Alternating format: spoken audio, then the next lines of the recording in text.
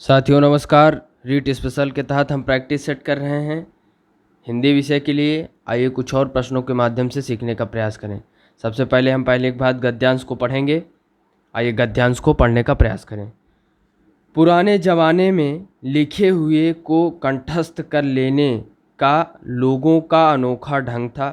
यूनानी महाकवि होमर, जिसका काल ईसा से 900 वर्ष पूर्व है, के महाकाव्य इलियड तथा ओडिसी पेशेवर गाने वालों की पीढ़ी दर पीढ़ी को कंठस्थ थे। इन दोनों महाकाव्यों में कुल मिलाकर 28,000 पंक्तियां हैं।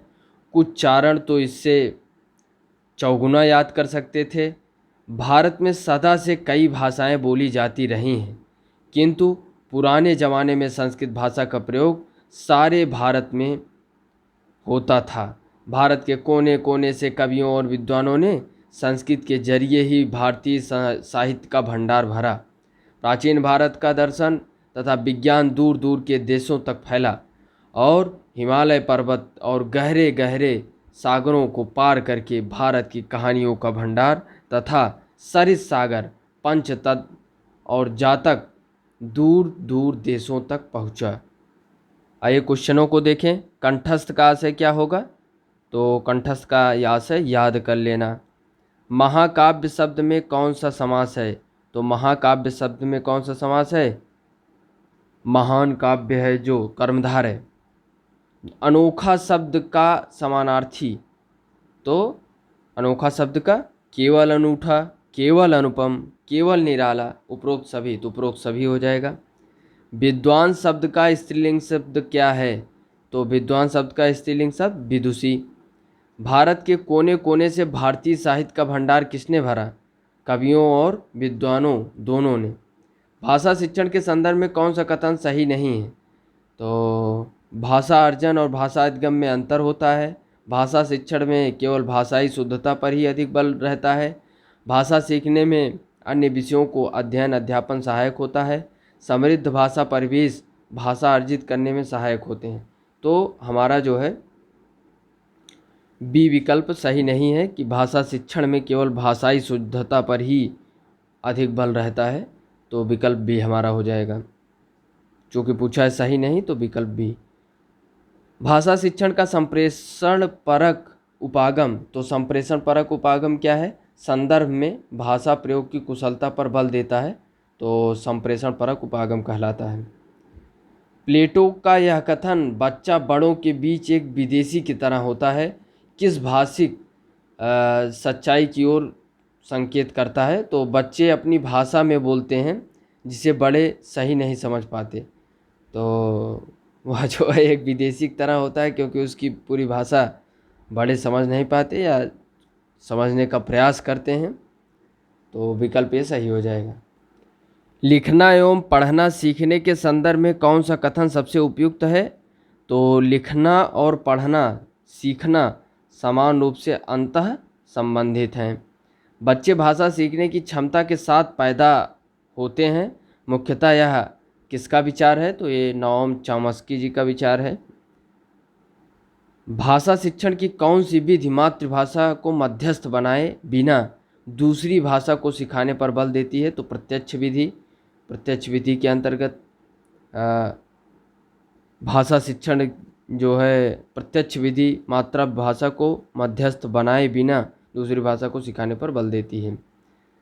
सपना अपनी कक्षा के बच्चों को मौखिक अभिव्यक्ति के अवसर देने के लिए अनेक क्रियाकलाप करती है। आप निम्नलिखित में से सबसे ज़्यादा प्रभावी किसे मानते हैं? तो विभिन्न परिस्थितियों से संवाद अदायगी करना। मैंने चाट खाई और फिर मैंने हंसी, मैंने चाट खाई और फिर मैंने हंसी, शर्मिला का यह भाषा प्रयोग मुख्यतः किस ओर संकेत करता है?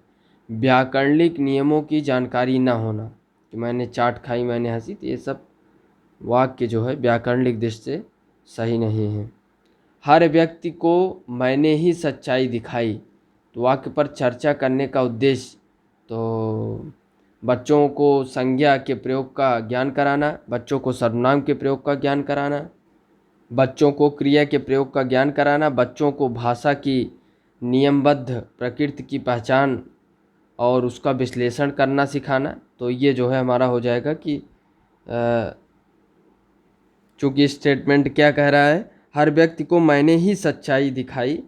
तो ये जो है हो जाएगा कि बच्चों को भाषा की नियमबद्ध प्रकृति की पहचान और उसका विश्लेषण करना सिखाना।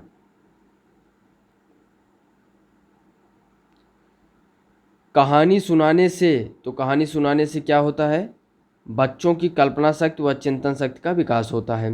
भाषा सीखने में जो त्रुटियां होती हैं वे सीखने की प्रक्रिया और स्वाभाविक हिस्सा होती हैं जो समय के साथ दूर होने लगती हैं।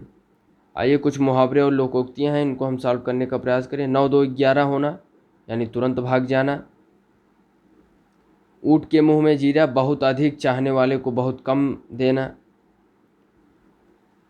निम्न में से क्रिया विशेषण है तो क्रिया विशेषण बताना है। वह धीरे से बोलता है, वह बोलता है लेकिन कैसे, वह धीरे से बोलता है।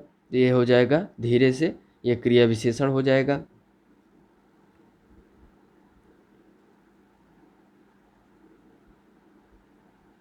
मैं अपने आप वस्त्र साफ कर लेता हूँ, इस वाक्य में कौन सा सर्वनाम है, तो मैं अपने आप, तो निजवाचक सर्वनाम हो जाएगा। अगले क्वेश्चन की बात करें तो नीचे दिए गए वाक्यों में कारक बताना है। मैं काम से जा रहा हूँ, तो ये जो हो जाएगा करण कारक, यानी कर्ता ने कर्म को करण से के द्वारा, मैं काम से जा रहा हूँ, तो करण कारक। तो इसमें बताना है सदा एक वचन में प्रयुक्त होने वाले शब्द।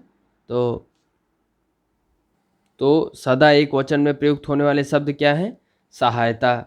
संकेतवाचक वाक्य इसमें से कौन सा है, प्रखर खाना खाओ, वाह कितना सुंदर नज़ारा है, यदि सुकृत आया तो जुबिन दिल्ली जाएगा, ताजमहल बहुत सुंदर है। तो एक क्रिया से दूसरी क्रिया को जोड़ना, यदि सुकृत आया यानी सुकृत के आने पर जुबिन दिल्ली जाएगा, तो यही जो है हमारा वाक्य संकेतवाचक के रूप में हो जाएगा।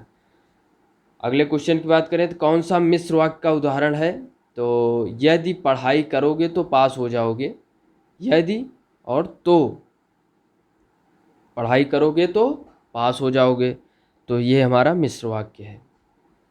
सूर्योदय हुआ और चिड़ियाँ चहचहाने लगी, तो ये संयुक्त वाक्य है। जो भी बहुत सुंदर है सरल वाक्य है। ज्ञानंदा इंदौर जाती है, सरल वाक्य। वाक्य का भेद बताना है तो वाक्य का भेद कैसे बताएंगे, हो सकता है तुम ठीक हो जाओ, यानी हो सकता है कि हो सकता है तुम ठीक हो जाओ, तो क्या है, विधानवाचक, आज्ञावाचक, विस्मयवाचक। तो ये एक संदेहवाचक है कि हो सकता है ठीक हो जाओ या हो सकता है ना ठीक हो जाओ। तो ये जो है वाक्य जो है संदेहवाचक वाक्य है। तो साथियों हमने प्रश्नों के माध्यम से सीखने का प्रयास किया, आगे भी हम अन्य महत्वपूर्ण प्रश्नों के माध्यम से हिंदी विषय के लिए सीखने का प्रयास करेंगे जो परीक्षा के दृष्टि से उपयोगी है। बहुत बहुत धन्यवाद। जय हिंद।